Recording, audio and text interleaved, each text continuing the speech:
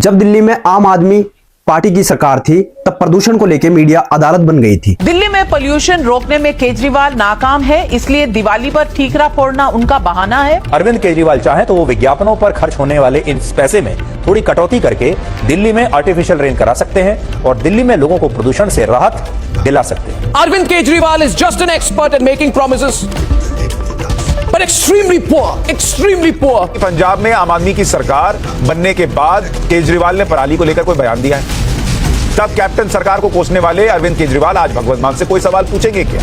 दिल्ली में रहने वाले भी इंसान हैं, वो भी टैक्स देते हैं। उन्होंने क्या कसूर किया कि वो जहरीली हवा में सांस लेने को मजबूर हैं? उन्होंने क्या गुनाह किया कि दिल्ली में रहने वालों की उम्र 10 साल कम हो गई है? इसका जवाब केजरीवाल को देना होगा। रोज सवाल, रोज बहस, रोज आरोप। आज जब केंद्र में बीजेपी सरकार है, दिल्ली दम घुटने से मर रही है, तो उस पर वही मीडिया चुप क्यों है? प्रदूषण ने पार्टी का झंडा देख लिया।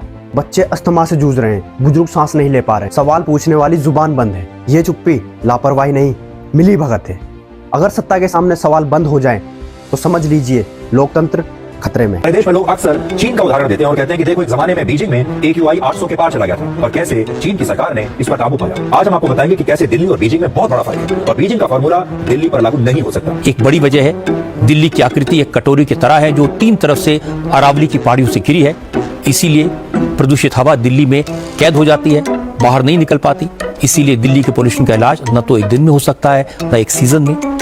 इसके लिए एक लॉन्ग टर्म प्लान की जरूरत है जिसमें सबके सहयोग की आवश्यकता होगी। ये वही रजत शर्मा है जो दिल्ली की आकृति एक कटोरी की शेप में बताते हैं। क्या आपकी अदालत तभी लगती है जब कटघरे में आम आदमी पार्टी हो? जब बीजेपी सरकार हो तो आपकी अदालत में ताला लग जाता है? ये चुप्पी पत्रकारिता नहीं, चाटुकारिता है। अगर सवाल सिर्फ विपक्ष से पूछा जाए और सत्ता से नहीं तो अदालत नहीं, वो प्रचार का मंच बन जाता है। दिल्ली की हवा आज भी उतनी ही जहरीली है, बस सवाल पूछने वाले की हिम्मत प्रदूषित हो गई है।